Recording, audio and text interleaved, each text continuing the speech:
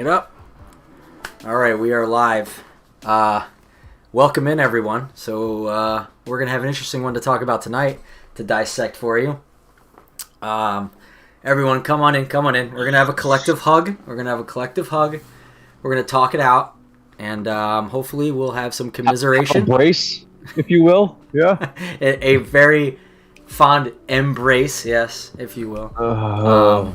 Yeah. First, I want to start out by saying that tonight I'll be wearing the Mexico Diego Lainez jersey, provided by my friend Ellie, and this is because I am wearing a Rivals kit tonight. That was one of my forfeits. That's what I have to do. Obviously, Mexico is a rival to the United States, who I support. So, there it is. Anyway, on to the bad news. AJ, take us away. Oh boy, yep, it's 2-1, Josef Martinez and LA United won. It's a bad night. The scriptwriters union for film, they're on strike right now, and Josef Martinez scored a brace against us. You just can't write that any better. The scabs have done a really great job here. Very annoying. This I'm just numb, man. This is our last 2 weeks. Not only as a club, but also personally my 2 weeks. Yeah, real shit. So this has not been a banner week for most of the United fans, and yeah, I mean, just bring it in for this cold embrace, because guys, yeah, we have the worst record in the last 20 games on the road for any MLS club, with only 2 wins. Gonzalo Pineda kind of bereft of ideas on the road. Like, away, we look anemic. And yes, no Yorgos Yakimakis. Yeah, I mean, Araujo started on the bench. Yeah, he looked a lot more dangerous on the left versus trying to cut in and take shots. He was creating a lot of chances.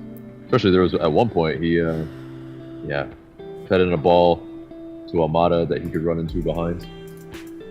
It's beyond that.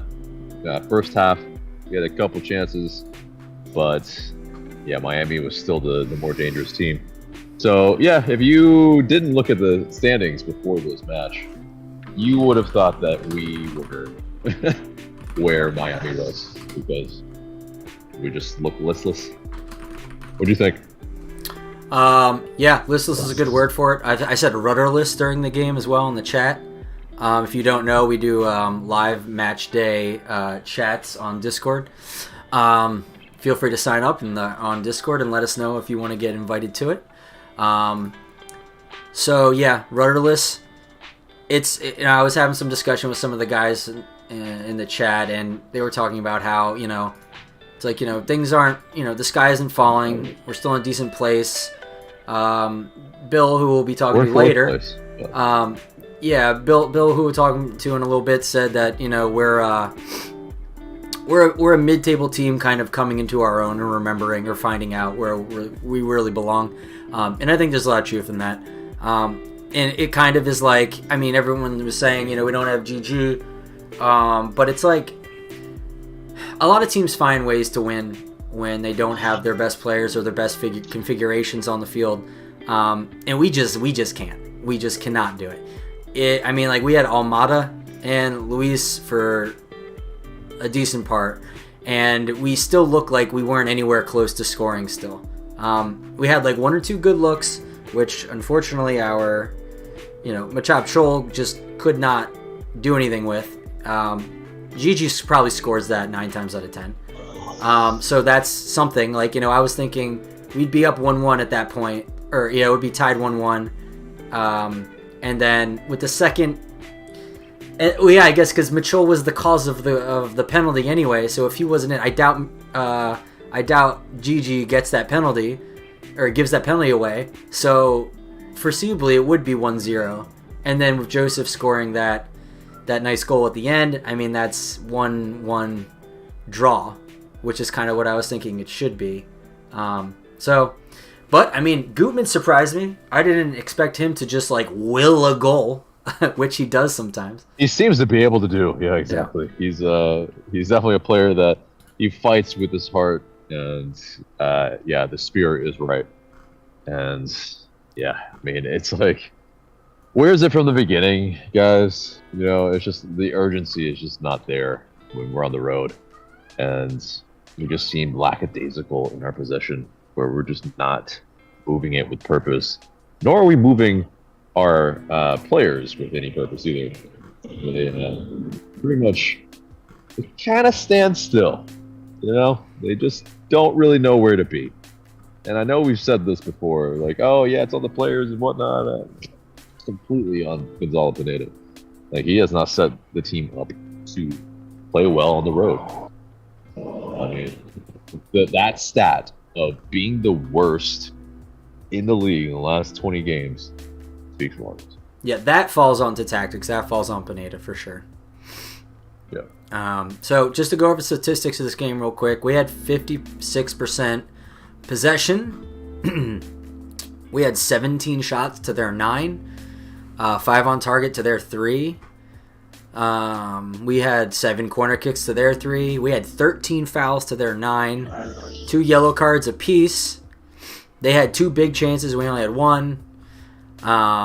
We had 485 passes. They only had 392. We had a better passing accuracy all around, long balls and just all passes in general. Better just dribbles. We lost possession. Both teams lost possession 115 times. Interesting. They had more duels won and more aerials won. I think that's an interesting. They have way more interceptions, 14-9, and way better clearance rate of 14-6. So they were just better at defense, and they looked like. I mean, the duels won and aerials won stat to me stands out because that's like the I'm hungry for it, right? That's the energy. Exactly. That's the tenacity, and we're just losing those like game after game. Yeah, especially on the road, and that's the inexcusable part is you got to outwork the other team, especially on the road. Like that's the bare minimum. That's the non-negotiable, and we're not doing it. Yeah. Like the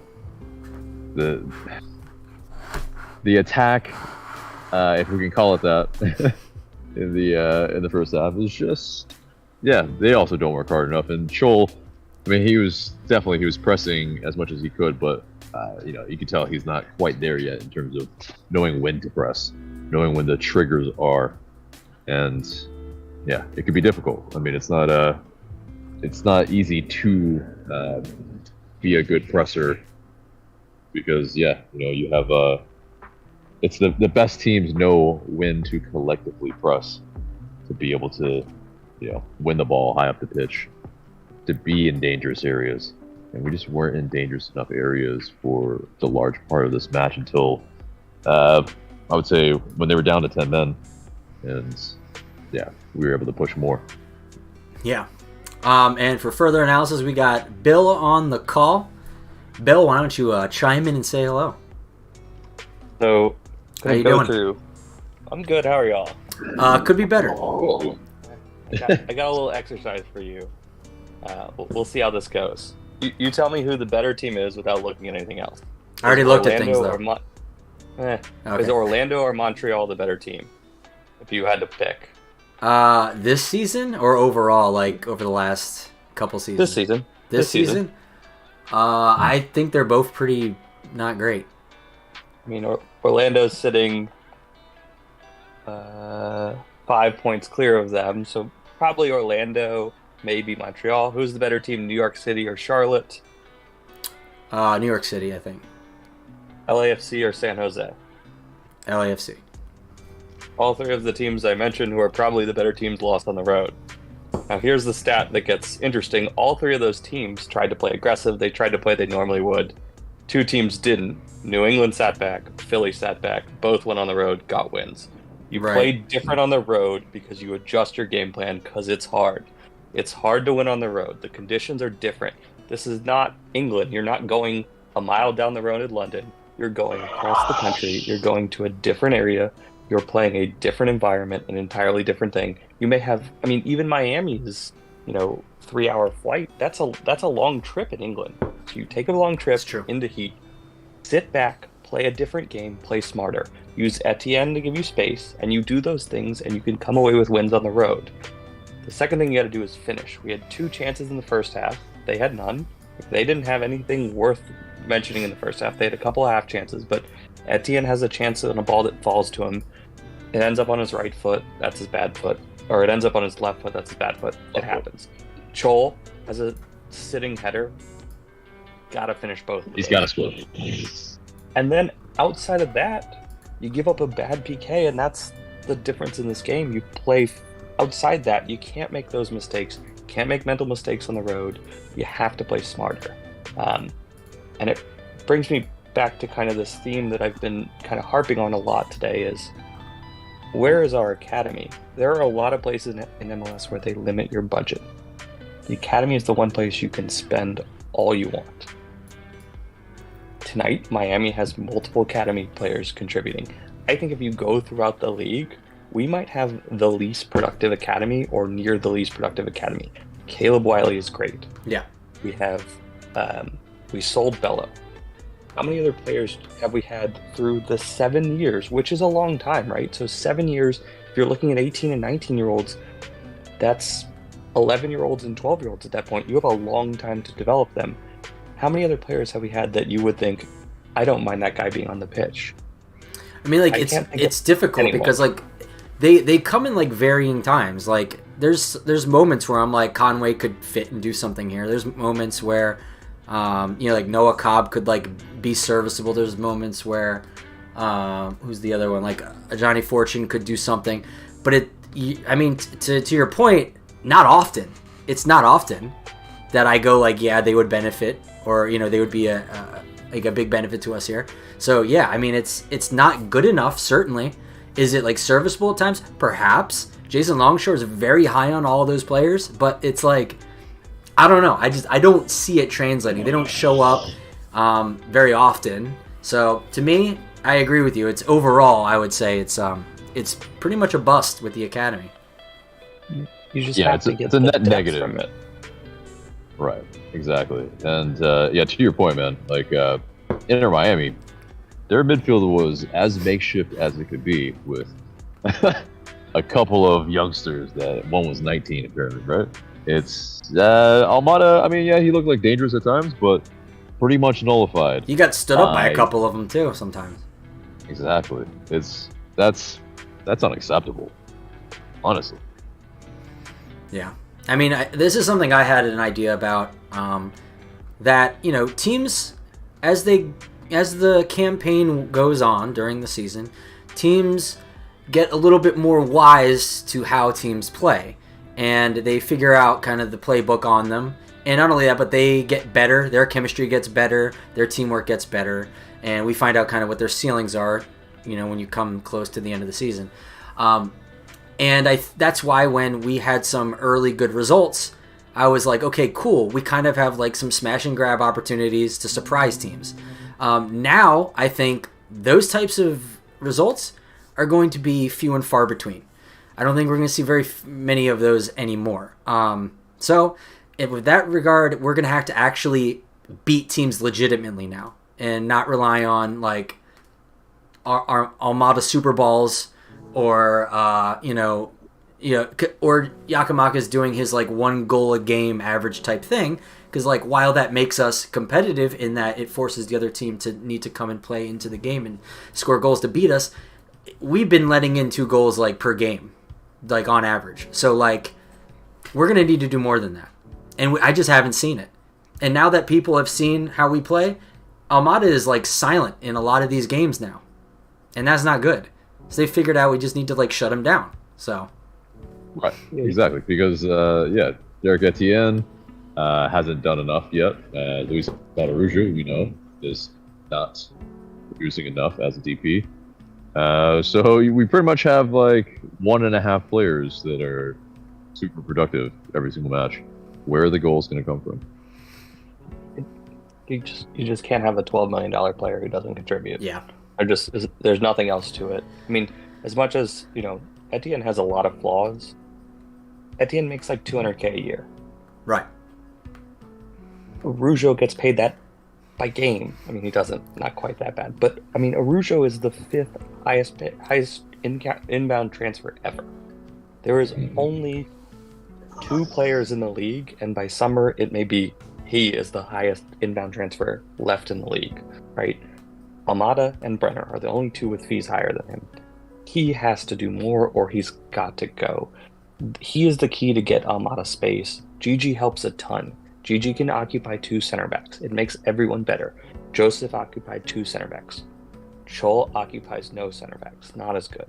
We need someone occupying those places, which creates a little bit of a gap. But if we don't have a winger who can threaten by cutting in, don't have a winger who can give us some depth, Almada's going to be in a tight spot a lot. I mean, I thought, one of the most productive plays was the one time we let Etienne stretch his legs. We played a ball to him. He went running. He took a touch to slow down, played a through ball to Lennon. Lennon hit a cut ball to Almada, and Almada misjudged it. It was hit with some pace. It's a tough one, but that ball and that play is what we need. We've got 2 pacey people on the right, 2 technical people on the left. We need to use those strengths to create that space, and we're not doing that.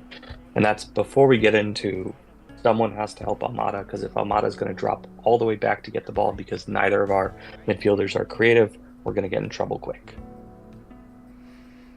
Yeah. And also to talk about Sejdic as well, I think he had, probably one of the better games from our midfielders in this match. But yeah, I mean, he was taken off early. Sosa, I mean, he had the bike chance, but beyond that, not that good.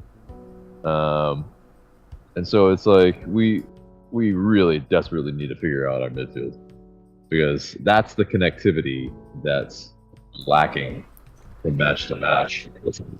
And yeah, there's just too many holes, because there's just this gaping hole in the middle of the pitch where our players should be moving, and there's nobody moving. They're just way too static. And Gutman Gutman is the player that's probably moving the most. Yeah. Along with Wiley. Yeah, Wiley had good movement off the ball, but I was looking for it specifically today. Who's moving off the ball? And that's something I think fans should do regularly. Watch not necessarily where the ball is. And sometimes this is hard because the camera doesn't capture the whole thing.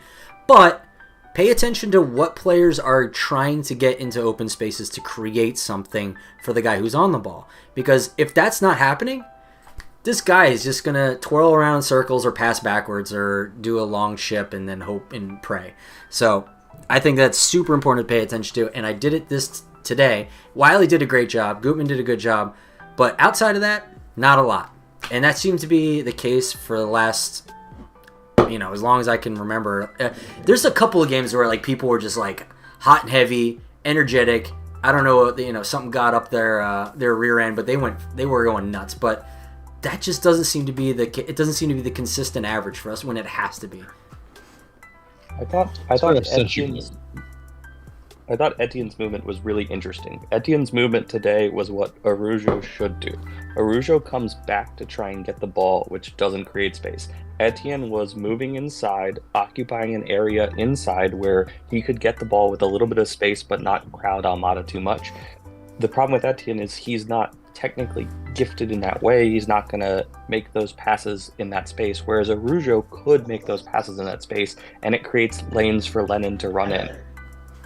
Etienne has to be just going behind people. That's what he offers. So I thought it was interesting. If Araujo played the space that Etienne did, he's going to find more success. He won't, because he wants the ball at his feet. But if you go into those spots, you can still not crowd Almada too much. And I thought Etienne did a good job of that. He just doesn't have the next pass or that technical, I can use 3 touches to get myself a tiny bit of space and hit a pass. We don't have a lot of those players, which is problematic. Araujo has the capability to do that. He just has to hit the pass on the 3rd touch, and he has to occupy that space, not come all the way back to the ball and stand next to Almada. And it's also Araujo being able to run into space behind. He needs to make more runs in behind. because he has that pace. And I think we've seen when he's in the box, he's not that bad. It's when he's outside the box trying to make too much happen, trying to play a hero ball, and it's just he's pressing. He's trying to make stuff happen because he knows, like, he feels the disdain, I'm sure. Yeah, that weight of that number 10 on his shirt. Yeah. Yeah, he just needs to do half of what he's doing, please. Shit. The other thing, this game set up for taking Chol off and putting Rosetta on, having Almada just drift into space on the left and the right, having Sosa stay more as a third center back, using Sadek and Rosetta to try and push the ball up a little bit, and just playing counter ball between Etienne, Almada, and Wiley until Araujo was fit. Chol was not needed. We were set up the exact same way we would play against any team. Like, we are not a team that can dictate. LAFC wants to go out and dictate. We should look at the opponent and figure out what we need to do.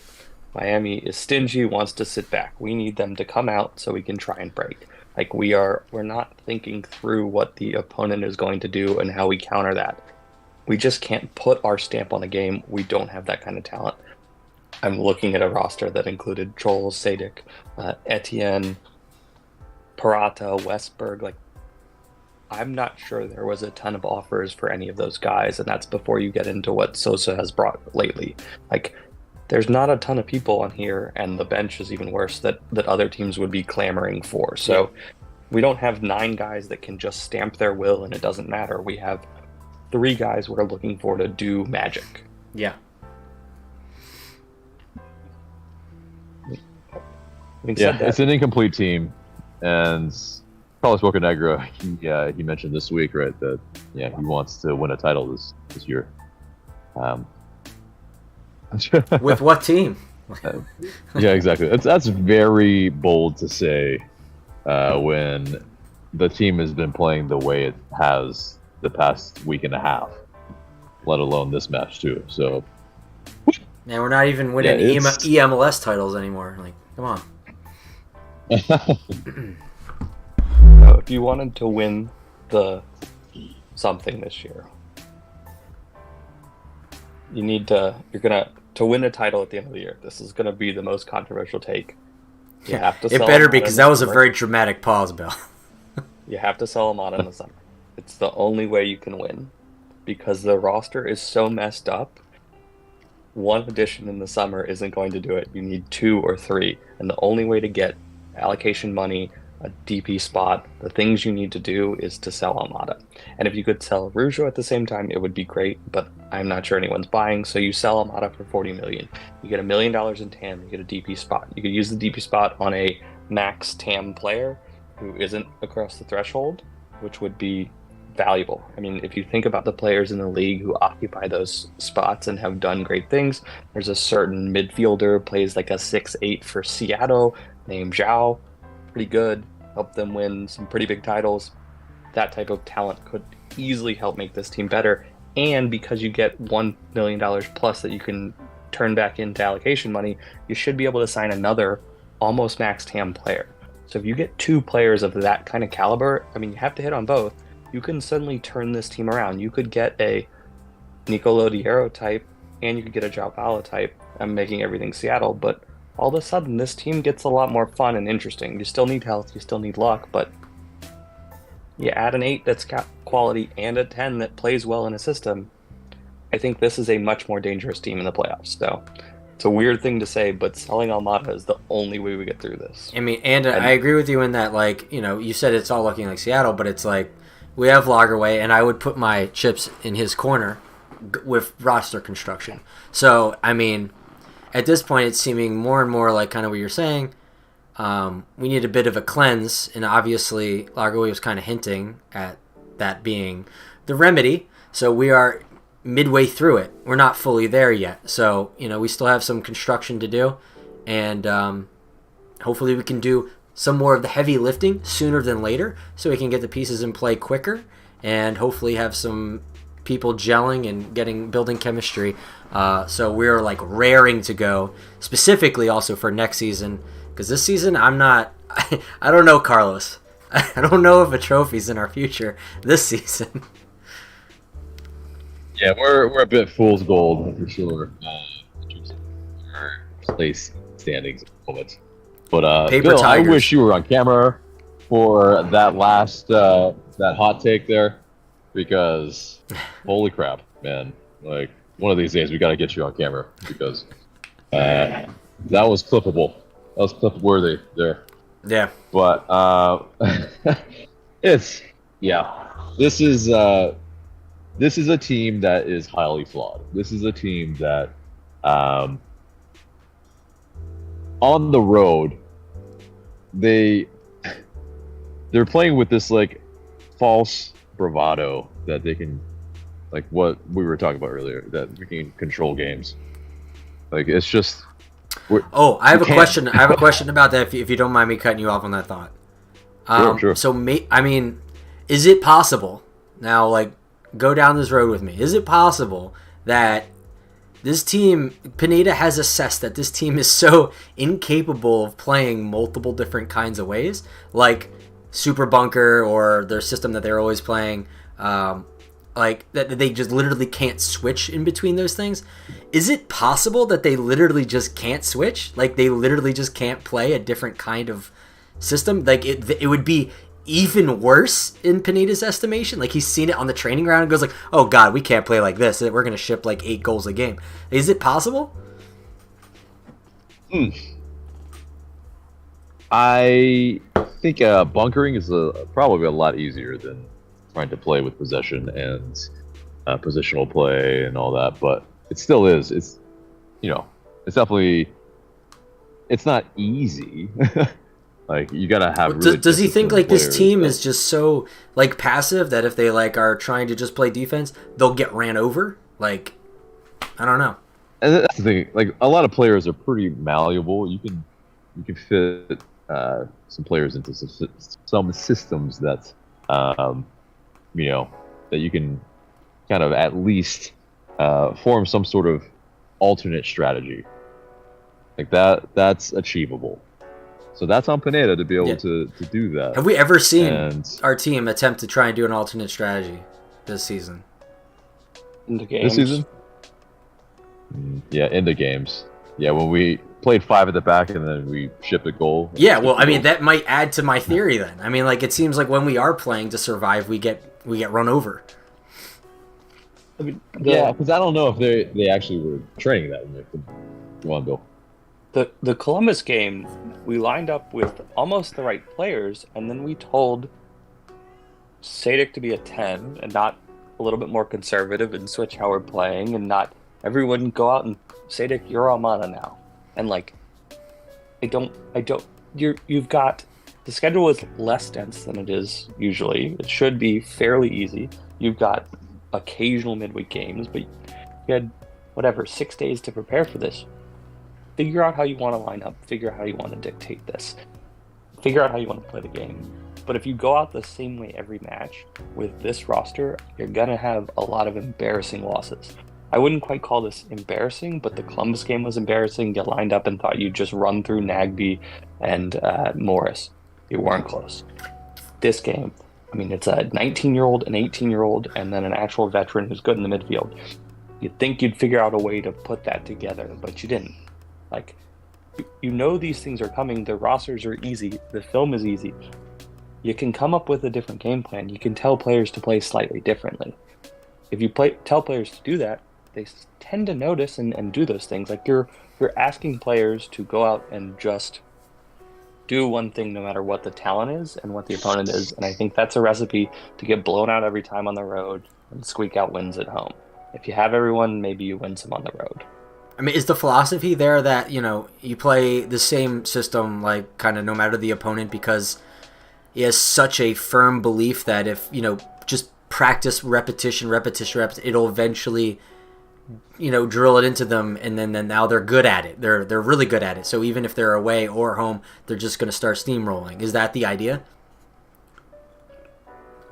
It might be. I mean, if we have enough positional play, where players know where to be, and that's like the elite. That's the elite play that's around the world pretty much, where every player they fill in the gaps. When players move up, it's the whole total football thing. I was just about to say, right, but it's also Pep Guardiola, Mikel Arteta, what's his name, the center back that used to play for Man City, now coaches Burnley, but they all have pretty much adopted that with their teams, and those teams are dominating most of the teams in the league with that. Us in MLS, it's a different story, way different talent, but I think at the very least, you're seeing some of the we're trying to implement some of that with some of the fullbacks coming inward, Gutman playing more midfield at times, and Wiley is more out wide, but I think you just see it, too many of the players don't know where they need to be. And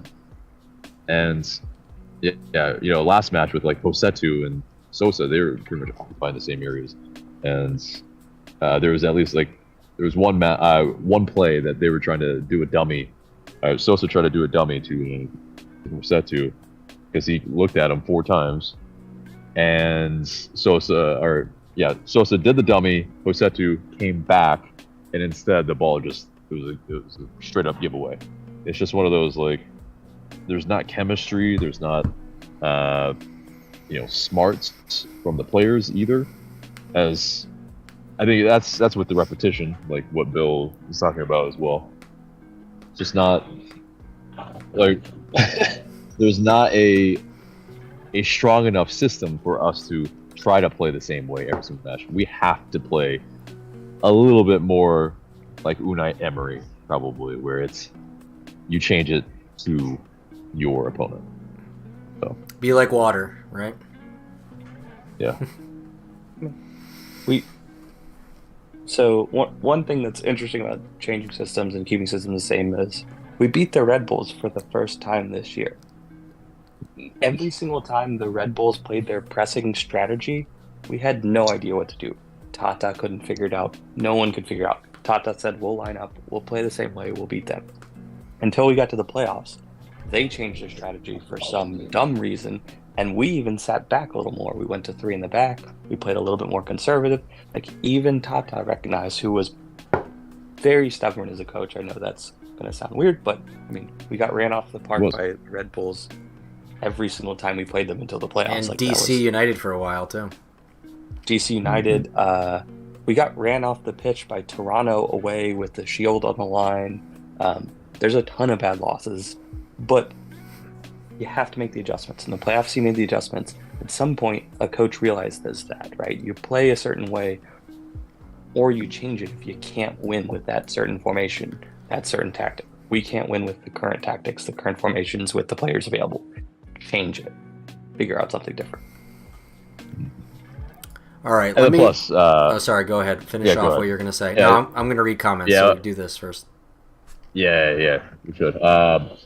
Barry as well as Chol. It's obvious they're also not the answers at the top for us either to be able to finish off chances.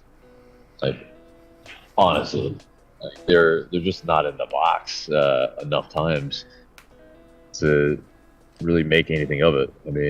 You have Araujo, you have Lennon pumping in balls, and they're just nowhere. The one chance that Joel had, of course, kind of saying that's the anomaly. But Mata just couldn't put it on frame tonight either for whatever reason. He was off. It's true. Yeah, he was trying to force things. That's obvious. I think he saw that. Okay, yeah, if it's not me, then who? Yeah. All right, let's look at some of these comments. We got a bunch of them. 90% of them coming from Strong Vak. So thank you very much for your engagement tonight. He says, so Pretty Idiot starts off saying, I'm still torn on how we feel about Joseph scoring. Yeah, it's bitter. I think the sweet is very minute, but the bitter is the 99% of that, I would say. Yeah, I think we would have preferred him doing that against any other team. Yeah. Like, of course it's us But, that he starts getting his groove back, of course. Right. Scoreless in his first 7 games with Inter Miami, and then he scores 2. And the 2 is against us. So like, that's just, it's storybook. It's annoying. And, I mean, let's debate this. Were they actually celebrations? The second one, it was more of a celebration, right? Both. I mean, he's pointing to his teammate. I mean, and then, yeah, he's obviously happy. The shin pull up and the no look goal and the shin pull up, I thought was cold. And yeah, I mean, he does the kneel. It's yeah, I mean, I get it. I get why he would. Right. You know, he has his own brand. He has to do that. Yeah, and plus, you know, we spurned him. So it is one of those, like, yeah, in terms of, like, he's not doing it at home. He's doing it, you know, for the Fort Lauderdale fans. And, yeah, I mean, it's just, yeah, these 2 goals are like, dang, you know, like, we could have used them tonight. We did. Yeah. We just can only admire the what used to be. But yeah, I think it's, yeah, Josef Martinez again. Yeah, you know, he may not be done, but he definitely looked fired up against us. Yeah, but I mean, I'll caution any Miami fans who ever watch this, like, just because he scored 2 against a very bizarre Atlanta United team right now doesn't mean he's back. I wouldn't be surprised if he goes back into, you know, goal scoring obscurity again when he starts going up against some teams with legit defenses. I don't think this is a marker a flag you put down right now to say, oh, Joseph's back to scoring again. I have a feeling he might regress a bit again after this. What do you think, Bill? I mean, the first part of it is he going to play again? I don't know how many. This might be the most minutes he gets for the balance of the season if Campana is healthy. So he's not their first choice striker. You know, for $4 million or whatever, probably not worth it. But once again, well, maybe this is the starting point that makes Phil Neville decide, no, maybe he is my starting striker. Or maybe he's playing 2 up top, maybe in the future or something like that. Which, you know, he'll play it later some, but I mean, don't have a lot of faith in Phil Neville, but I mean, I think he's smart enough to know that, you know, you can't start both of them up top with some of their midfield options until that's solidified. I mean, even him and his not great record knows that you can't do certain stupid things. But I'm not sure whether this gets him going or not. That second goal was the thing that I think sparks it. A PK is not some great form, but, you know, off the bench for 25, 30 minutes, I'm not sure he can't bag more goals, you know, against tired defenses or when you're chasing. I mean, he's still a goal scorer. He may not have the legs he may not have the quickness, but if he gets that desire and that fire, he'll score. So I would be scared if Miami adds a piece or 2 over the summer. They might have a better roster than us.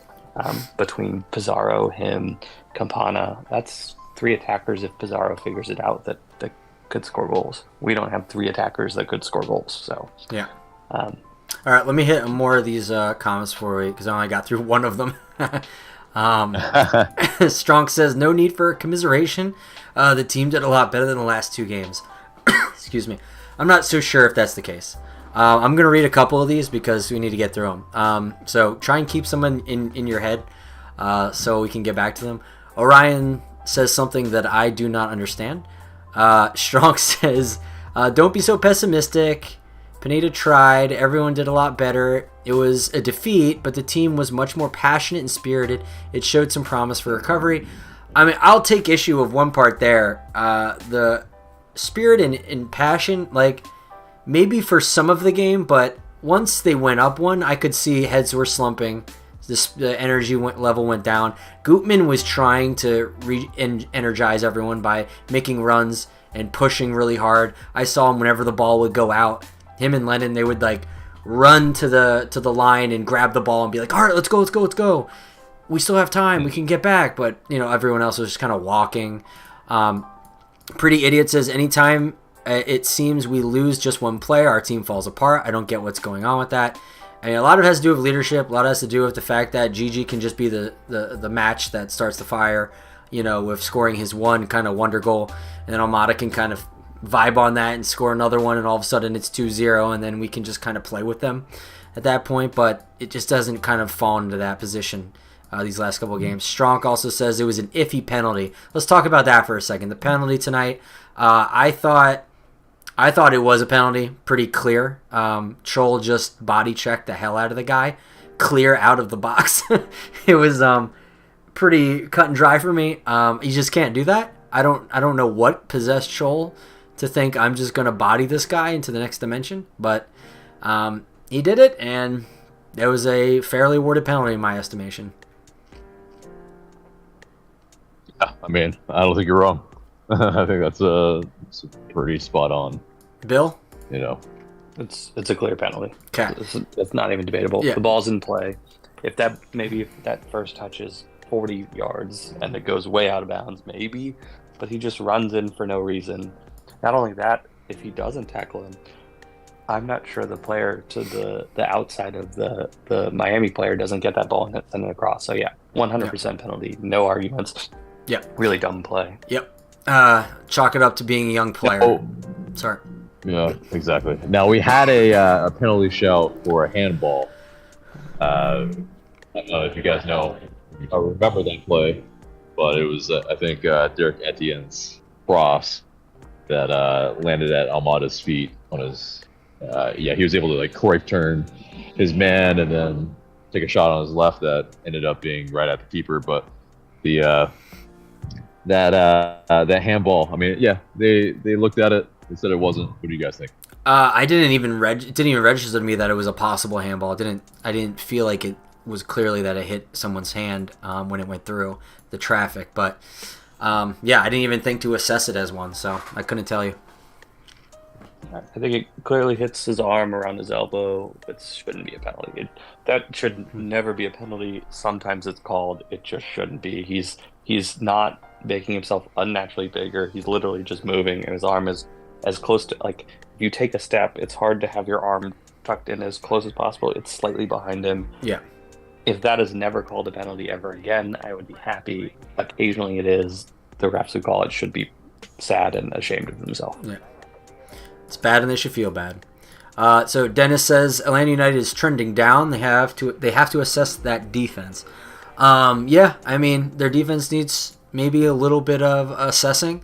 I think our midfield needs it more. And obviously, our offense is completely just the tip of the spear was completely broken off when you don't have Gigi there. So, so Strong also says the okay defense and center mid are the big issues, but you can't change that in a single game. Even Pineda's tried. That applies to all teams. Almada is like a fly in the milk currently. Easy to cancel him out. Never heard that expression. But he is, like I said earlier. Yeah, you said you agree. Thank you. Someone agrees with me in the chat. Very appreciated it. Because I was talking about how it seems like the film is out on how to handle Atlanta United. You can just kind of stymie Almada, and then the rest of the team kind of flounders, especially when you don't have Gigi. He also says, buy Tolkien in the summer for the left wing of Red Bull and have Gutman play as anchorman sweeper in the middle because he is poor creatively and can really help there since he's the team's best defender. And then Gavin says, Tolkien is the Holland of the MLS. So there's a lot there. I'll leave it to both of you to kind of dive in. Let's delve into what's wrong with our defense. Because, we are shipping about 2 goals a game, sometimes a lot more. But if you look at the, pretty much the first choice back line, Brooks Ledden, Miles Robinson, Juan Hoporata, and Andrew Gutman. They, on paper, it doesn't seem that bad, right? But what's going on? I mean, I think we know, like, Purata, while he's really good at headers, his man marking ain't the best. His positional awareness ain't the best. He's decent on the ball, but I would say that's probably a weak link there. Brooks Lennon is a winger playing at right back, but he is decent at tracking back and, sometimes in defense. But there are times that he will lose his man. Andrew Gutman, kind of similar in that degree that he, might lose his man sometimes, or might go on a walkabout a little too far up, and then players can get in behind him. But he definitely brings the work rates. I would say his final ball isn't always great, but and we know who Miles Robinson is in terms of what he brings. I think there's some room for improvement, but how much can you improve it in MLS? Yeah, that's the difficulty. What do you guys think? I think if we're going to improve things, it has to start elsewhere over the defense. I think defense is okay. Bill? I mean, I don't think our defense was necessarily problematic tonight. Yeah. We didn't. I mean, the Josef goal was not a good thing, but you're already chasing the game at that point. You concede when you're chasing. That happens. You did it in Nashville. The third goal you conceded when you're chasing. The first goal is a striker making a tackle in the box in a corner. Not sure that's the defense's fault. I think I'm shocked at what Abram has brought. I thought Abram would take that spot from Parada. Yeah. He hasn't. I think both our fullbacks are fine defensively. I mean, Gutman is a very good defensive fullback for what he brings to the table. If Robinson's not out there, we're in a ton of trouble because it just removes everyone's confidence in everyone. But with Robinson, we're a fine defense. What the real issue is if you change Sosa for Lorenovitz, you change him for Jeff, you change him for even Carmona, this team is fine. Like, this team defensively is a rock. The problem is just people walk through our midfield because our midfield is slow, and not slow in a good way. Jeff is not a pacey player, but Jeff knew where to be and where not to be. Sosa doesn't quite have that, and he's not pacey, which is problematic. If Ozzy was 2016 Ozzy Alonso and healthy, I think this is an elite defense again. I don't think this is a defense that is going to ship a ton of goals. The midfield is going to cause a lot of goals. I think especially if you have Wiley and Etienne, that's two players who get back well on the wing, which helps even more. You got to have something in the middle, and you got to score goals. We don't do either of those. Not as concerned about the defense long term. Okay. All right. Next comment is from Antara Moody. Of course, something like this would happen to Atlanta with Josef involved. Strong says, if you sell Almada, you got no dangerous passer. Yeah, but the idea is that we replace him with someone who's equally as good, theoretically. Atlanta needs unpredictability in the offense and solidity in the back. Yeah, I mean, I could say that about kind of every team. Mega Beat 6 says, Pineda's system doesn't work. Time to find a coach with a little more aggressive play. I don't know exactly what you mean. If you could define aggressive play for us, that might be helpful. Because I think we're aggressive when we need to be sometimes, especially with Gigi. I mean, you see that man trying to stretch the defense like crazy with the amount of offsides he gets called on. But yeah, I mean, it seems like we're not aggressive when we maybe you're talking about speed of play, maybe our one-touch passing, interchanges like that. I agree we could speed that up, and then that in turn might look more aggressive. So maybe, yeah. I mean, I read in the beginning of this episode, we had the statistics on defense, duels lost and aerials lost. We got clobbered in both of those categories. So, and that could be perceived also as not having a lot of aggression either. So I agree with you just on that. If you define it into those two kind of boxes, then yeah, I would say so. Strong also says Pineda has a big part of the blame, but at least he tried today, as long as he's willing to adapt. I mean, I think the part of it is that we're seeing that he's not really adapting. Go for a cross formation in defense with depth, not zonal with offside traps, etc., etc. Yeah, I didn't see a lot of offside traps today. It's okay if not all the teams try to play like TIK TOK, like Pep Barcelona. Yeah, I mean, clearly we just can't. And yeah, like, you know, to your point, we should try and change things up.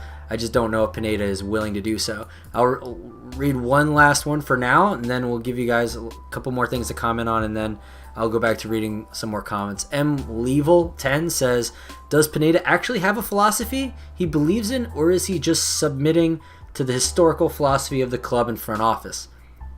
Take it away. You guys there? I think my internet dropped out. Yeah, did you hear the question? I can read it again.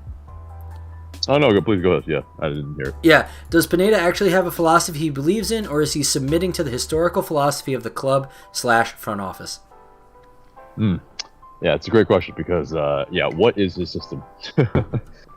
Like, I think, he's probably trying to play to what we've probably laid out there. And, you know, Seattle doesn't necessarily play in this fashion. So I don't really see what kind of pedigree he really has playing the system either. So he's probably more just a coach that's trying to learn on the fly to appease what the front office is trying to do and what our technical director, Carlos Bocanegra, wants him to do. It begs the question a little bit, like, is Pineda in because he's a coach that they can control, more so than Ainse, than Frank de Boer, than Tata Martino? I don't know, Bill, opinions?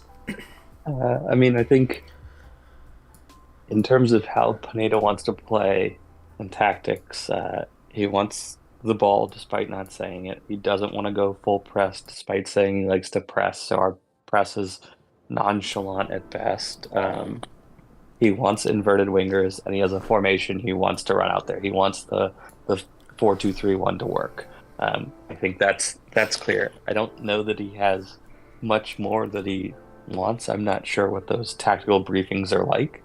I'm not sure what he's saying to Sosa, Ibarra, Rossetto, but it might all be the exact same thing since they all try to do the same dumb things. So I'm not sure what, if he had his dream team, what he would want from a 9, what he would want from 2 wingers. He seems to want every winger to cut inside. He plays them all on their bad foot, besides Caleb. But he tries to play Etienne on the left and Araujo on the right, which creates congestion. I don't know what he wants from Almada. It seems like Almada dictates what he wants. I would assume he wants him higher, but the talent doesn't let it. I have no idea what Pineda's formation is. I don't know what he's thinking. I could tell you looking at the team, Chol's not the answer up top. Do something different. You've seen it over and over again. You've already given up on Miguel Berry, who scored 9 goals in an MLS season 2 years ago or 3 years ago. If you're that quick to give up on him, probably should be quicker to move on from the Chol experiment. I'm not sure what he wants to do. I'm not sure that without more talent than the other team, we don't have something that let's just be more talented than them. If I put 11 players better than them players, we're going to win. Right, exactly. My other problem Go ahead.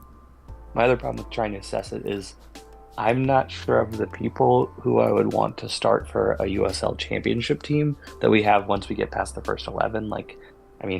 I'm not sure I would want Chol starting for my championship team. I'm not sure I'd want Wolf. I'm not sure I'd want basically anyone we had on the bench today besides Araujo, who should be able to dominate that league. But I'm not sure there's a ton of homegrown players who I would want starting on at the level Atlanta United 2 was at last year. Like, other than Wiley, I don't think anyone's even ready for that level. And that's problematic when that's 10 roster spots who can't contribute. Yeah, 100%. Exposing the depth we have, absolutely, yeah. Gavin says, AJ, you had a point you wanted to make before I move on? No, we're good. Keep Okay. moving. Gavin says the Benz is a fortress, but we need to start winning more away as well. And I wish we could win as many games with the home games as we did in 2018, but those days are over. Yeah, commiserating there with you. Naaman Avalos says we need GR. I don't know what GR means. Oh, I think you're trying to say Yorgos Yakamakis. He's an important part of Atlanta United's attack now. He is the attack. I would amend that statement a little bit. Stronk also says you can win away if you're willing to let possession go and to try and counterattack. But with this center midfield and trying to walk the ball into the net, you can't. Yeah, I mean, I've been trying to say for a while now, and it's when we're playing away, and this is like years past, I've said this, is like we need to try and play more counterattack, because every time Atlanta United has lost in the past, it's when we had like a decent team, like 2019 and before, it seemed like the times we lost was because of counterattack.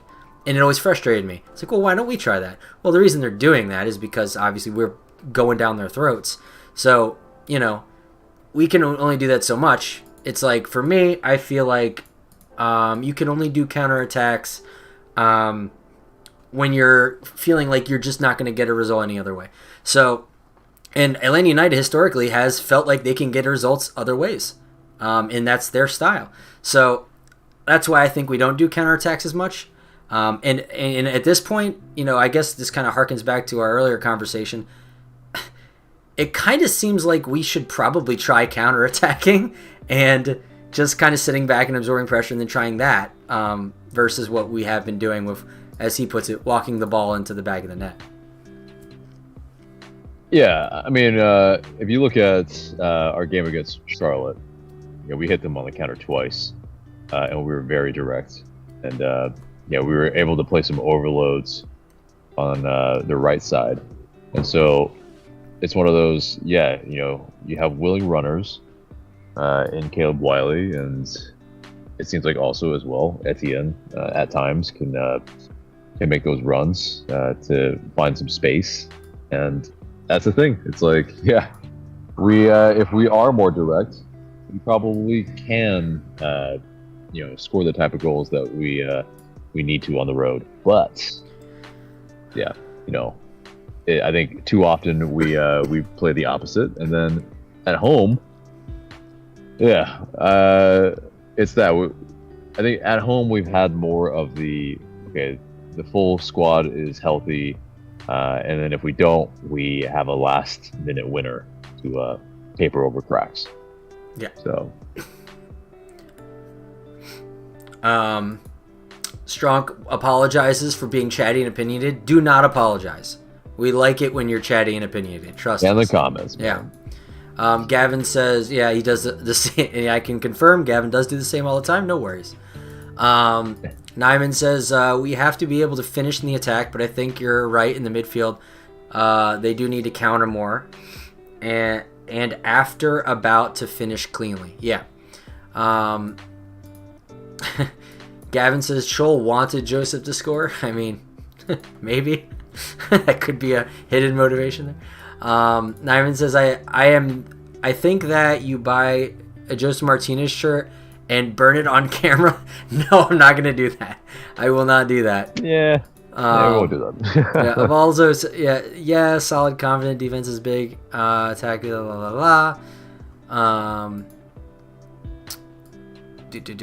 Gavin says, I would never burn a Josef kid, especially for what he's done for the club. He deserves to do what he did against us tonight. Yeah, he deserved it, and Gavin will come on in a little bit and tell us a little bit more about what he thinks about Josef's goals. 9 minutes says, you're right, I guess. Couple more. I have a lot of talk tonight, guys. Connor says, only issue with defense is Miles leaving in the near future. Yeah. I have a great thought. We should get Tata. Yeah, that's an interesting thought, Connor. I think it might even be great. Of course we should.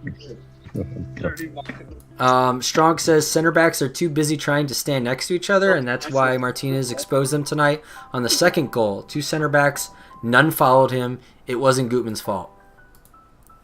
Opinions, thoughts, critiques, concerns?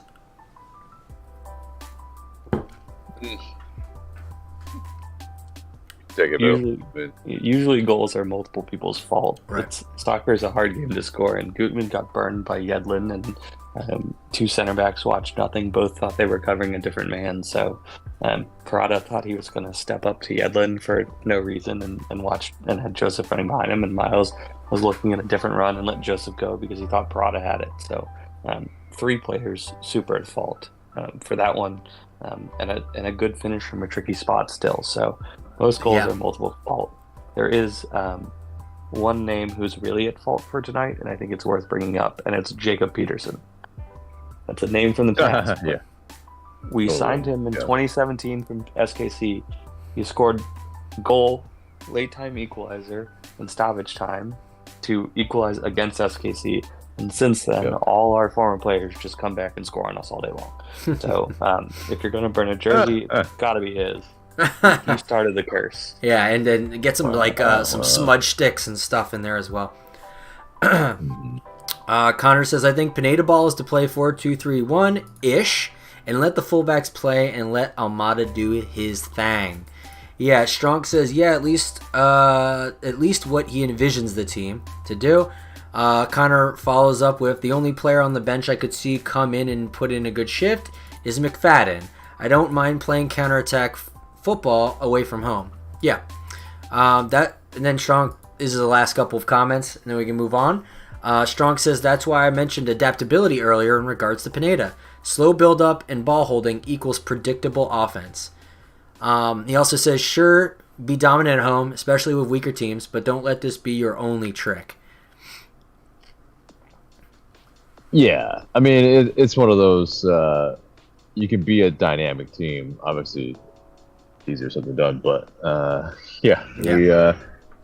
a one-trick pony, and that one trick is heavily reliant on talent. Yeah. Yep. So that does it for the comments. Bill, we loved having you on. We're going to move on to Gavin now and get the next guy in here. Appreciate you coming on. Always love what you have to say, and hopefully we'll get you on again soon.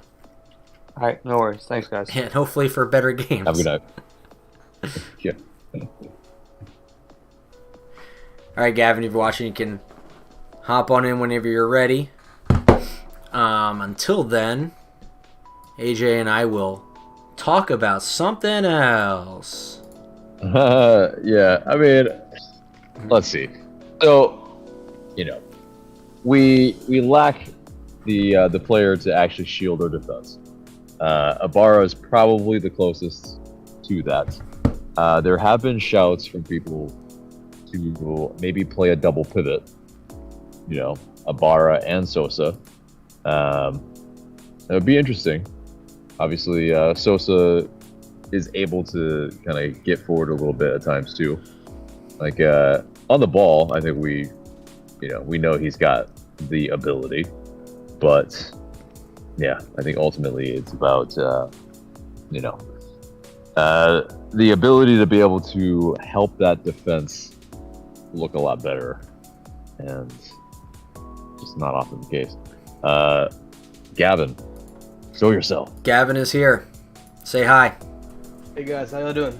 We're could be better, but we're it's a struggle bus tonight, but we're here. Yeah, I agree. So Thoughts? my brain hurts. It's strange to see like the best player Atlanta has had just score against us at a time like this. Like, he embarrassed us tonight, and he deserves to. Honestly, though, he deserved to do that. Yeah, absolutely. Yep. We looked anemic enough at times that Josef Martinez, once he came on, only took him a minute. That he changed the game.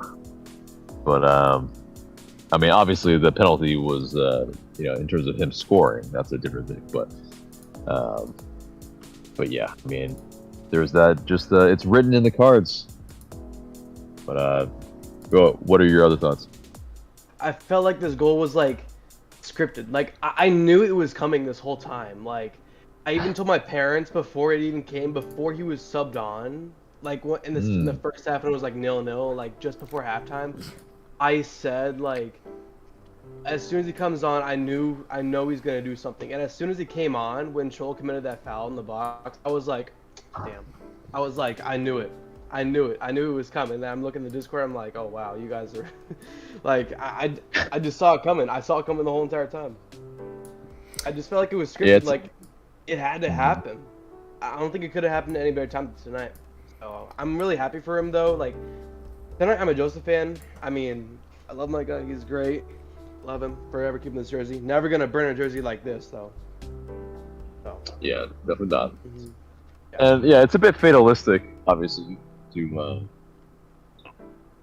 just think it's inevitable. But it really seemed like it. It really did seem like it. And yeah, that's just so annoying. When we're reeling. We need the points. But they needed the points more. Yeah, they definitely needed it more. Yeah. Because somehow we're still in fourth. Yeah, I was gonna mention. Yeah.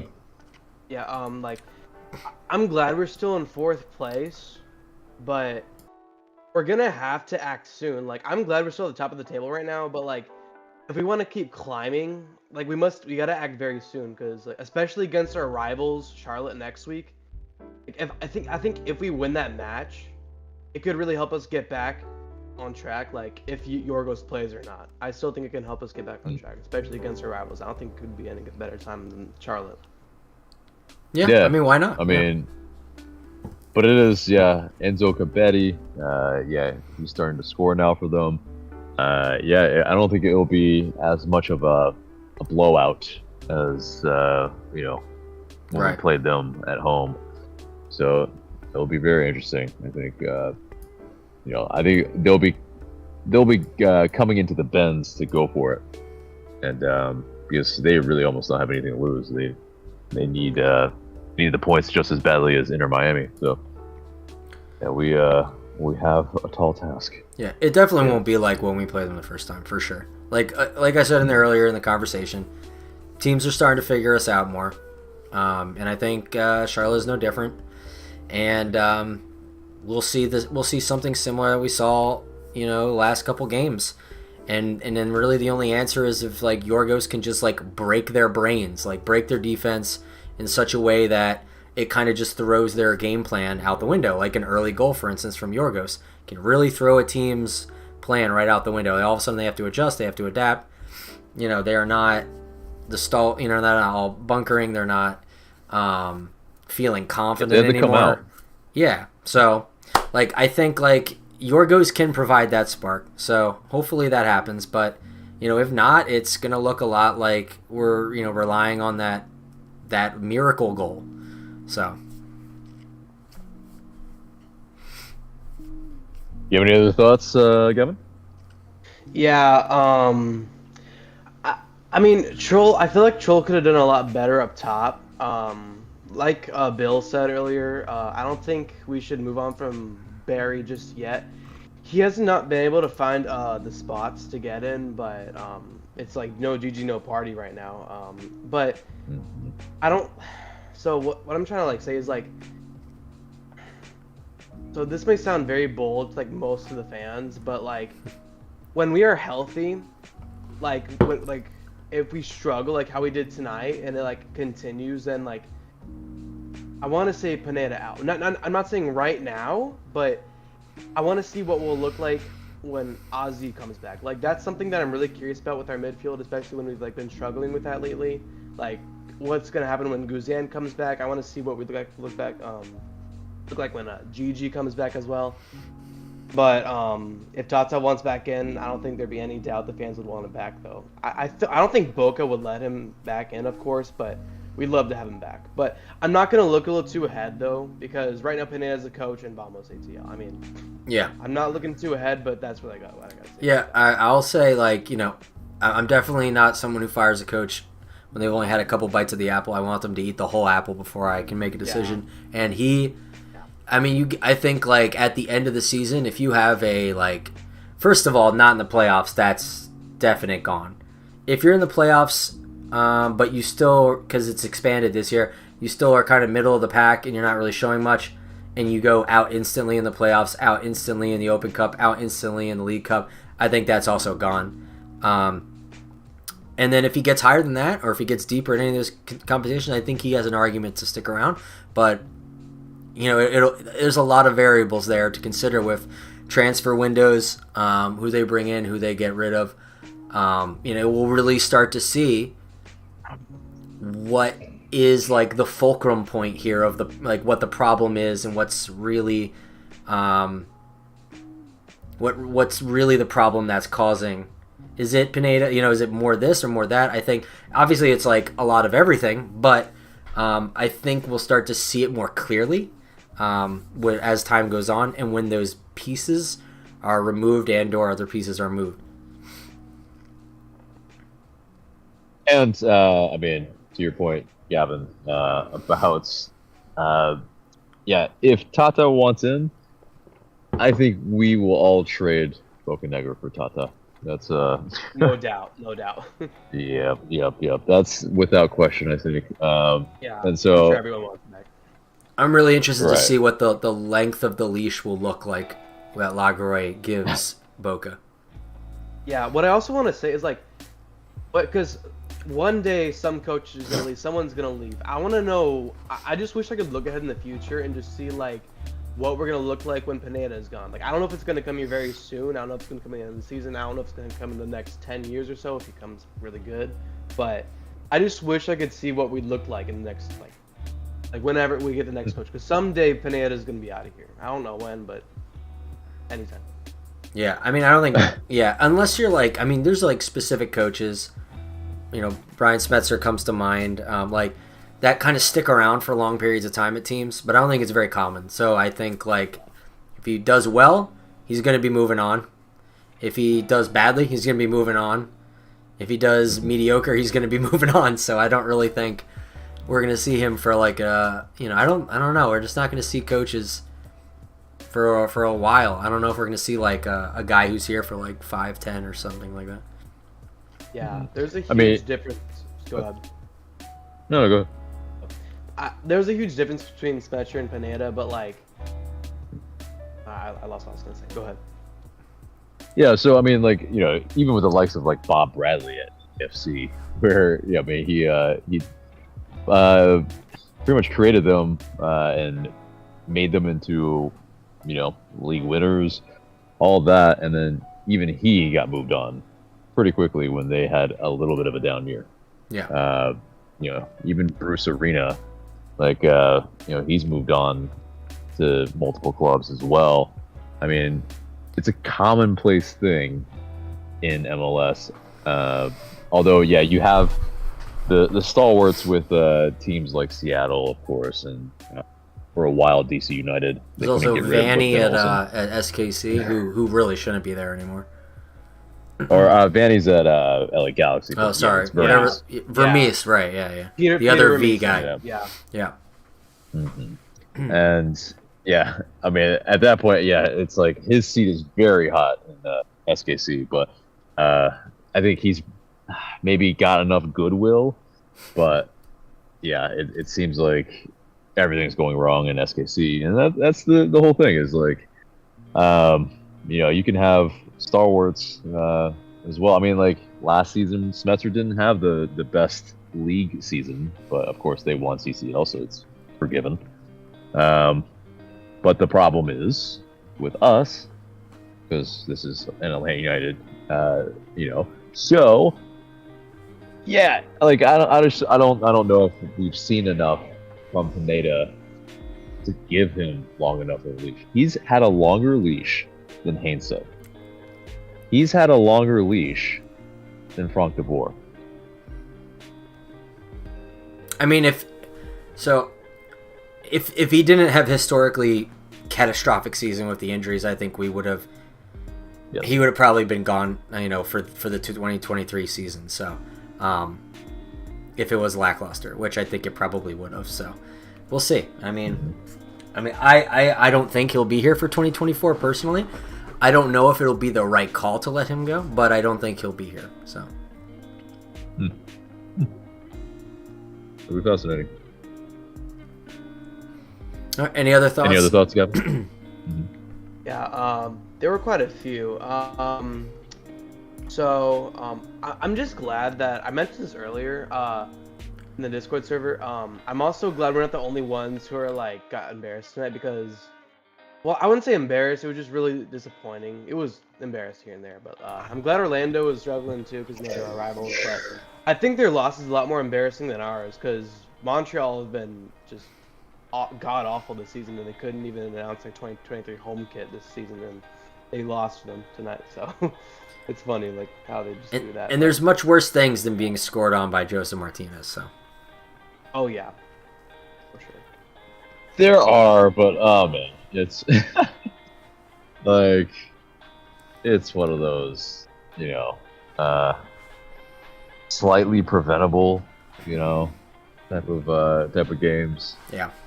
Where, the headline, like we're gonna be one of the biggest headlines on Sunday. Yeah, that's for sure. And yeah, it might lead off some of the the content that's around him. Let's just be. Yeah. But yeah. It's a story. Everyone knows Josef Martinez in the league. And the fact that he scored against his home club, up race no less, is just. Yeah, it's not embarrassing. It's just the words escaping right now, but it ain't good. It ain't good. That's right. Yeah. There's also, I know this may not be too relevant to like what's happened tonight, but I'm glad Josef got to get revenge against Westbrook because of what happened in the conference semis in 2019. True. Yeah. Just got to add that because you got to feel good for him. Yeah, right. Yeah. Like it's unfortunate. He should not have missed that pen. Right, yeah. The table turned. It'd be a whole different story. He shouldn't have. I think he was injured though. I think he was like injured, but he just played through an injury. Yeah, I'm pretty sure he was. Yeah, I'm pretty sure he was. I'm not but still, for an excuse for like why he missed it, but still, you can't miss that pen. Yeah. Especially in a huge moment to make it 2-0 would have been a huge. Yep. Yeah. Should have buried them, honestly. And then it was proof was in the pudding when the next game when they got absolutely destroyed, dismantled by Seattle, because Atlanta-Seattle would have been a really interesting game, but holy crap, they just got demolished because they had no business being there. Yeah, I always just wonder, what if we hosted MLS Cup in 2019 against Seattle? Would have been a good game, tell you that much. It would have been a really good game. I can't imagine doing like 2019 Atlanta versus 2019 Seattle. That would be a hell of a game. Yeah. I wish you could just like run some like simulation to do that or something, because that would be amazing. Yeah, I mean, you could with FIFA, I guess. Right, exactly. If you have FIFA 18, then probably possible. I got lots of FIFAs. Man. I love FIFA. Oh yeah. All right, let me get through some of these comments, and then we'll have both of your opinions on some of these questions and comments, and then we can move on to the next part. Connor says, I don't like a double pivot, as we would be very reliant on Almada to move the ball up the pitch more so than we already are. Strong also says, I agree with Connor, but who else is creative on the team? Connor says, Sajic and Rossetto give us that last resort out ball in games, which Sosa and most of the time Ibarra can't do. Opinions? I don't think Rossetto and Sajic should play together. Yeah, they're interchangeable. Ibarra and Sosa, we've seen that in the past. I mean, obviously there was like 2 years ago where we had to play them a little bit more. But yeah, I think it's it's an imperfect midfield. Yeah. Did you see the clip? Did you see the clip that went viral on the internet about how Sosa looked 4 times over his back to see Rossetto behind him for a dummy, and then the 5th time he went through and he wasn't there? Yeah, he went behind him, exactly. Yeah, I'd spoken about it earlier, and it was just that. It's like, man, like I think the best midfield so far this season is far. That's offered the most steel and dynamic, but can we upgrade? Yes, absolutely. Yeah. And also, oh, sorry, go ahead. To me, our midfield, it's like Sejdic, Ibarra, Sosa, all of our to me, they're like all the same people. Like, there's nothing like the last good midfielder we had to me was like Nagby. If I had to choose He's a good godlike. midfielder, yeah. We were spoiled with him, honestly. He should be a DP level player, and we got him on the cheap. Yeah, Nagby was really good. He's not a type of goal scoring player, but he's like he creates lots of chances. He was one of the best midfielders we had in club history. But to me, they're all the same people. If I had to choose like one of our best midfield, it'd probably be Sosa. But to me, they're all like the same people. Like there's nothing different. It's like same story to me. Yeah, none of them like stand out too much. However, with Sosa, you get desperate bikes, which are fun to watch. Oh yeah! Imagine he scored that. Imagine. Yeah. I think there are subtle differences between all of them, to the sense that there are. They don't have. They're just average players. Fortunately, that's the difficulty with them, is that they don't have a standout ability. But I think Sosa, he's more of that deep lying playmaker type of player. He can sit between your center backs, but he's not going to, really shield it too much. Ibarra is more of that destroyer type, but not super great on the ball. Sejdic, he probably offers the most overall ability forward and backward. Forward specifically too with him. Yeah. And then Josetu doesn't offer too much tracking He back, offers a lot of lateral ball movement. Exactly. He's able to be silky smooth with the ball and keep the ball and keep it ticking, recycle possession. But beyond that, there's no other standout skill he's got. Like he actually strike it from distance, but he doesn't do it. I can also pass a ball behind me to someone not moving. I'm very good at that.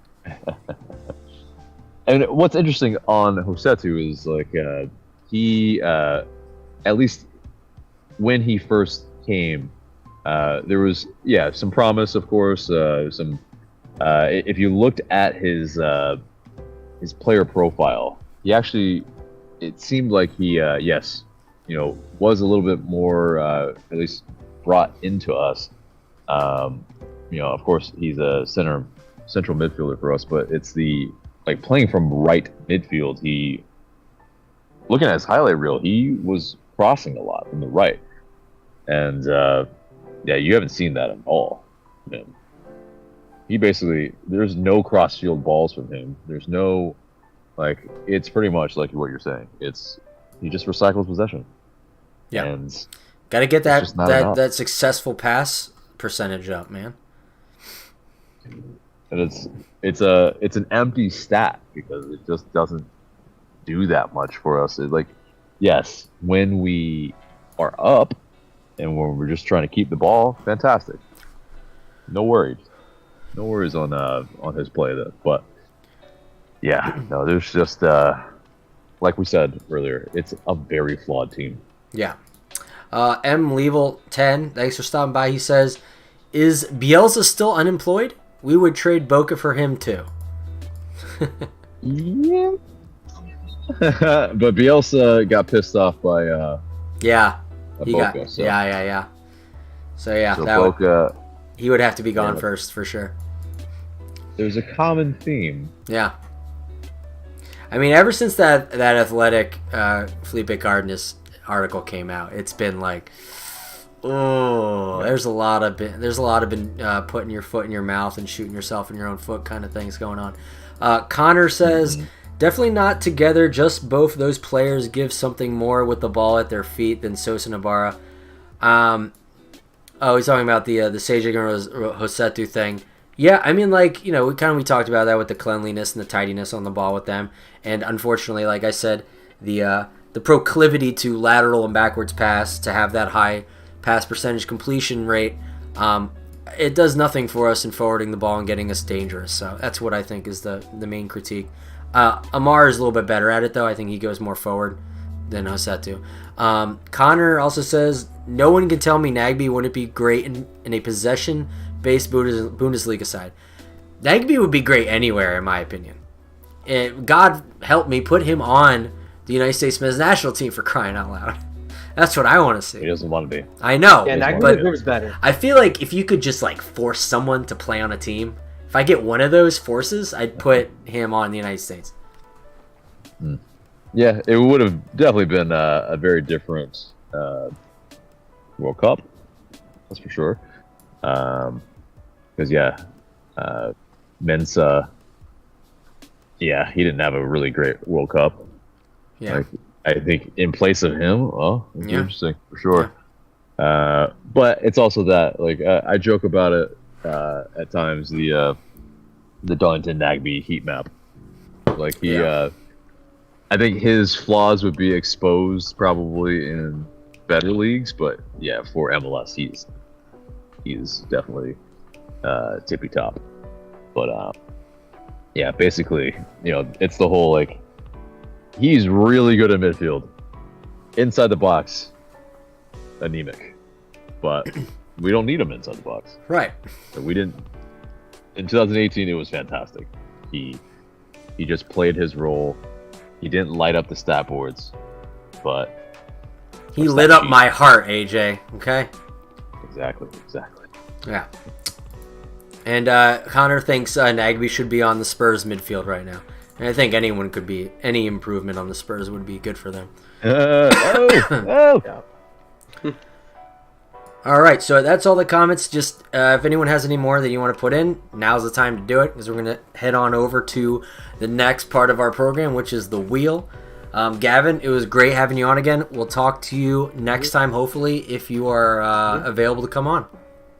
All right, yeah, well, be great to be on. Thanks, for man. rivalry week. Yeah, for rivalry week. Indeed, dude. Yep. Is it okay if I can ask one question though? Sure, go ahead. Sure. One last thought. What would y'all think? So, like, I know we were just talking about the midfield. That's also why I'm also curious about what Ozzy's gonna do whenever he comes back, if he does. But what would we look like if we traded Araujo for Atuesta? Yeah, there was talks about Atuesta in the beginning of the season, trying to get him for trade. Because what is he on Palmeiras or whatever with a trade with Araujo? Mm-hmm. Yeah. It would be interesting. I don't know if he'd definitely be an upgrade, obviously, on every one of our midfielders, and he's a defensive midfielder. We would have had to lose one of them, and which I think, if you get the better player, of course, you trade from a surplus. It's a lot better. So I think it would have taken that. Yeah, but Araujo looked like a world beater in preseason, and there were some people that were like, "Oh no, we shouldn't make them." Yeah. I think feel like we probably were should. Yeah, I don't think it was a real transfer rumor. It was just something that there are some at times paper talk, just to agents get in the media and get some chatter for their clients. Yeah. Yeah, I think we were fooled by Araujo. Like, it's like he wants to stay in Atlanta. He just goes up in the preseason like, no, I want to stay here, and then he's just not going to play as good as he did in the preseason. He's dribbling the defender. I mean, he'll score goals here and there, but he's kind of disappointing. He's been disappointing to watch. I felt like he was actually he was decent coming off the bench, but he's not going to normally come off the bench. He's normally a starter for us, but I feel like he was decent tonight. He's good. He's good. I mean, MLS standards, he's good. Like, there's no doubt about it. It's just, for DP, we need him to be better. And that's the writing on the wall. Yeah, he just doesn't put enough, stats. Like, it's basically his touch is really good, his pace is really good. His ball striking is pretty good. It's just that, he's just too far out a lot of times, and so he skies them, and then he loses confidence, and the rest of his game kind of goes. Maybe River Plate can resuscitate him just like they do with Barca. You can get him over there. Interesting. Yeah. To me, he's like Both of them on the same squad. yeah. To me, he's like too predictable. He's got like he uses most of his left foot. He doesn't use his right foot that much. There's like the one time I remember him using his right foot was like the very first shot he had it for us against Toronto in 2021. That was like his first shot. He used his right foot to shoot, and then it was a good save. But like that's the one time I remember him using his like right foot that almost worked out. Yeah, we like our inverted people here. We like them to cut in and take a shot on the opposite foot. So, unfortunately, like you said, the book is out on him, and they just know he's probably going to do that. So, exactly, he's too one-footed. He's too much of a player that, you just crowd him out, and it's simple. Like, at that point, he's going nowhere. He's trying to go through you, and he can't. Who should we sign as a backup striker? Connor wants to know. Who's available? Who's No, I mean, I that's don't the know. thing. Yeah, I think that would take some time to look through who's available and what makes sense. And you know what? I'm going to leave that in the capable hands of Garth Lagerwey. Yeah, exactly. Thoughts on bringing back Kubo Torres? Yeah, it'll be too soon if I ever see him again. Yeah, he's firmly a USL player or lower at this point. Yeah, He actually does well in the USL, but he'll do a lot better there than he does in the MLS. He used to do very good in the MLS. He made it to an All-Star game, but now he's just USL guy. He's that level. Yeah, exactly. I mean, he doesn't have pace. He doesn't have good ball striking, really, honestly. But he's a player that works hard, and he can head a ball. And I mean, I think he was a little bit more of a fox in the box. Can he though? When he was younger. Yeah, I mean, his stats were very up and down. That's why it was like, yeah, when he was at Chivas and he was at the Dynamo, it was very much like it was love or hate for a lot of their fans, which is probably really similar to Luis Araujo. Yeah. Do y'all remember that one time where he forgot what sport he was playing and he like reached his arm out and like got a handball in that Nashville game? Yeah. Oh yeah. Yeah, that one.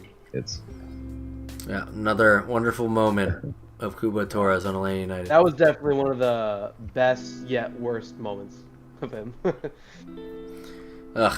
His sad there's a list his there. best moment, is him not even scoring, and it's him bringing the ball to the corner to kill time.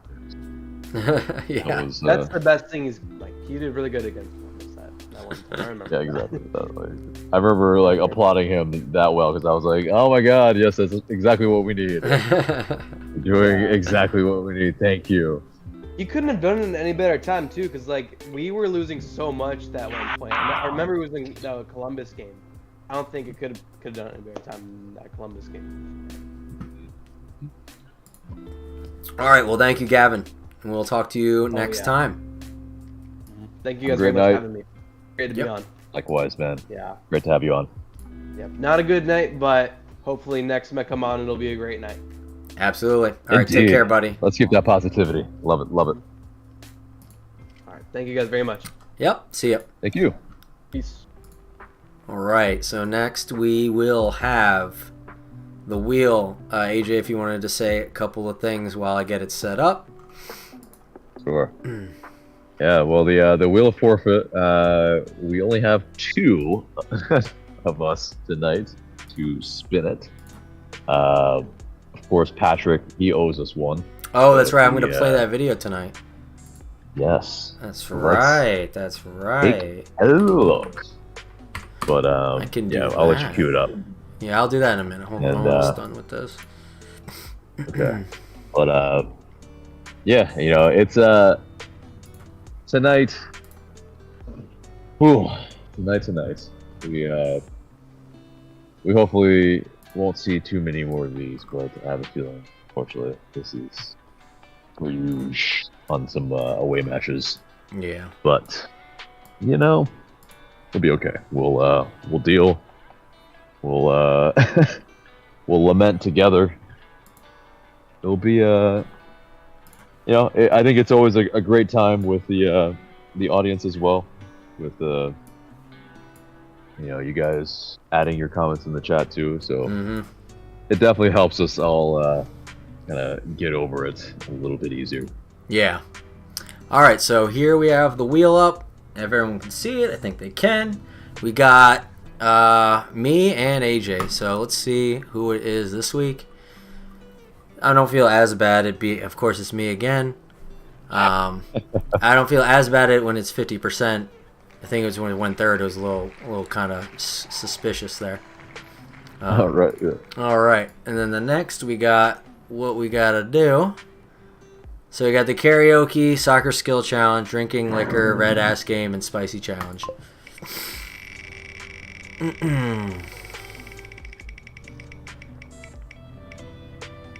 Okay, cool. It's the drinking liquor one. This is probably the one I wanted to do the most.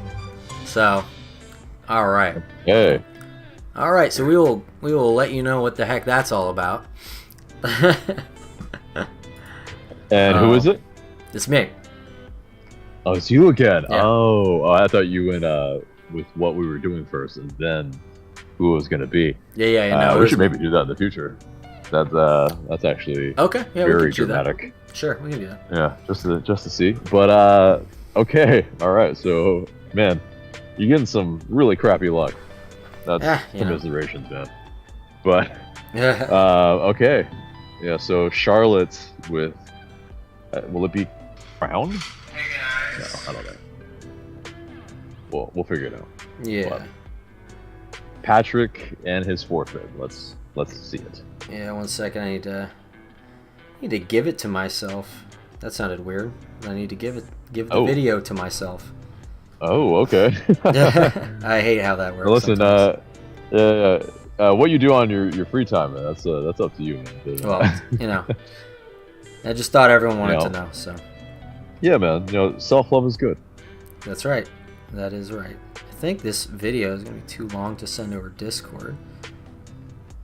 But we will try. No, yeah. I'm probably going to have to use the Google Drive real quick. The old Google Drive. Well, yeah. Audience, let us know in the chat what alcohol Michael should drink. It'll make it easier for me if you guys pick. If you have good taste, hopefully. So, right. So we're playing Charlotte. So that could help. If you guys know any North Carolinian? Yeah. North Carolinian? Or North Carolinian? Yeah, whatever. Or a Carolinian alcohol to begin with. We go with that. I can't think of one. I'm thinking like Crown for some reason because, they're Queen City. Maybe it's that. Yeah. Or what else? We can go with any of the schools that are there. Big party schools, maybe. I don't know. We go with I don't know. Someone's got to Google something right now because I'm fascinated. I don't know that many alcohols in the Carolinas. Yeah. Alright. Still waiting for the video to finish processing. Oh, that might be a while then. It shouldn't be. It shouldn't be. Yeah. Well. What? I wonder if you play it on your phone. Yeah, I don't really. In front of the camera. Yeah, I don't really want to. I should be able to do this. Okay. I should be able to, but we'll see. Famous last words. Right? Yeah, seriously. Technology, right? Well, we're all waiting with bated breath. We could always do the AJ listens to Nickelback again real quick. That's only when we have to do it. That's not a right. It's not it's not an option. That is preferably a one and done, and I never have to listen to that Nickelback song or band ever again. All right, I got it working. Yeah. Thank you for your patience, everybody. Okay. All right. Here is Patrick. Hey guys. Hopefully you can hear him. We're gonna do this. What is it? This is Bravado Spice Koaka Miso Ghost Reaper Pepper. Hold on, let me get the. Yeah. Got it? So Yeah. that is the hot sauce that I took when I had to do the spicy challenge. Going for it. Oh Lord. Yeah. It's gonna be fun. Hey, serious. I promise you, whatever you're experiencing is gonna be less bad than this. Give me a second. Well, that's a lot. He put a lot on there. I'll give him credit. We need to discuss why we're doing this. Is this That's like a shot. because of any United Oh, dang. loses? It's kind of like what I did. He probably did like a tidbit more because he wants to one-up me. This is not fun. Oh, it's not fun. He wanted to out-manly you. Yeah, I think he succeeded, and that's fine. I'm okay with that. Because watching what happened to him though is he didn't like it. He I mean, that's the wasn't true sign. wasn't a big fan. Yeah. That's the true sign of manliness, is to be indifferent about another person Let's see after. trying to be more manly than you. Flavor of the sauce is pretty good. Peppery. Works out. It Works was out. pretty salty. Well, all right. We shall see what you shall drink next week. Heat is a lot. All right, he's But, still going through it. Hold on. I don't know that. Oh, is he? Yeah. Any longer. I thought you finished. We're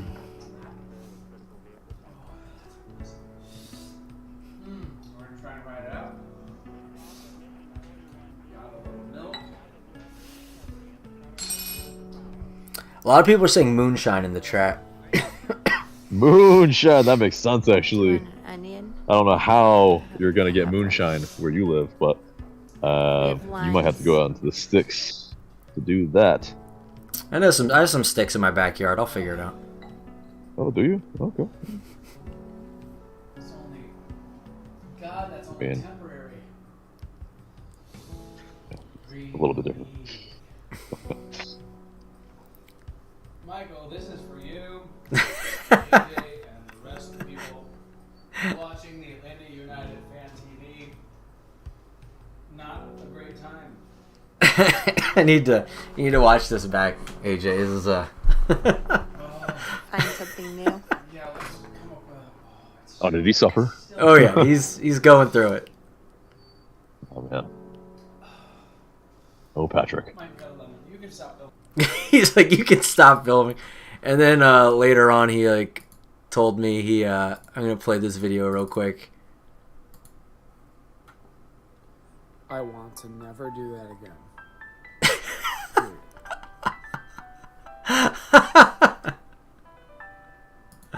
So yeah, that's him finishing with a second video he sent me like 10 minutes after he did that original video. He asked to cut it and goes, I want to never do that ever again.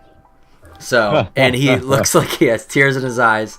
He's going through it. So, I mean, it's we thank tough. Patrick for doing it. Yes. That's it's brave of him. It's definitely, he's a man of his word. So, we appreciate it. That's man, it's not easy if you don't like spicy food. So Yeah. Yeah. So with that I think is it for the episode. AJ, if you want to sign us out. alrighty. Well, for Michael, I've been AJ. Remember to like, share, comment, subscribe, and we thank you so much for lamenting, embracing with us on this momentous night for Josef Martinez and not for Atlanta United. But yep, guys, we appreciate you, love you.